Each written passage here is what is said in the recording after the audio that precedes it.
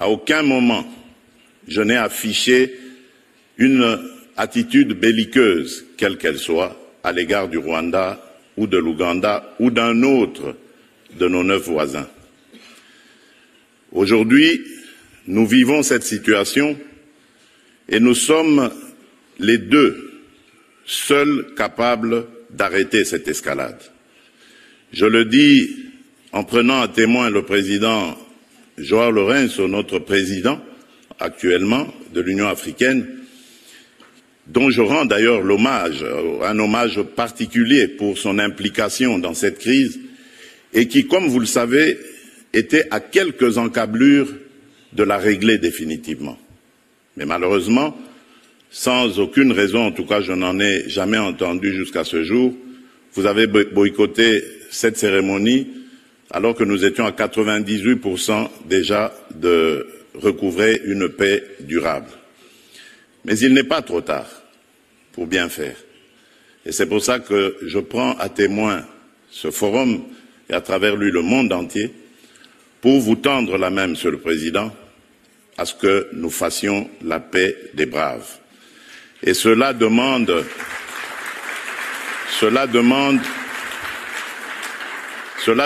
que vous donniez l'ordre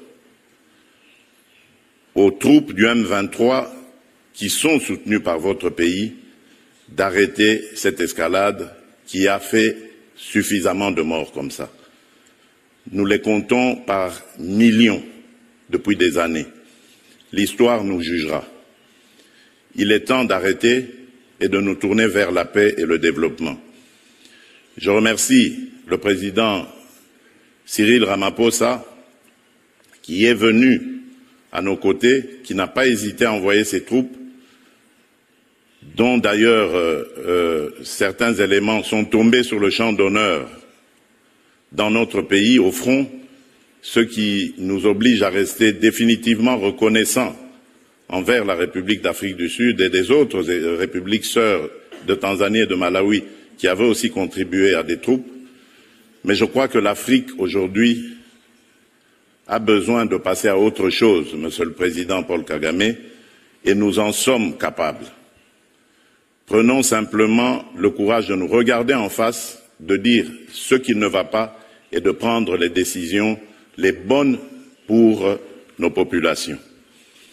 Et donc, le plaidoyer que j'avais prévu pour appeler à des sanctions, je préfère le suspendre pour le moment, en attendant évidemment d'avoir la réponse du président Kagame, parce que j'ai vu ici dans la salle également l'émissaire du président Donald Trump, dont je salue l'implication dans la crise qui frappe mon pays, et à travers lui également nos amis et frères du Qatar.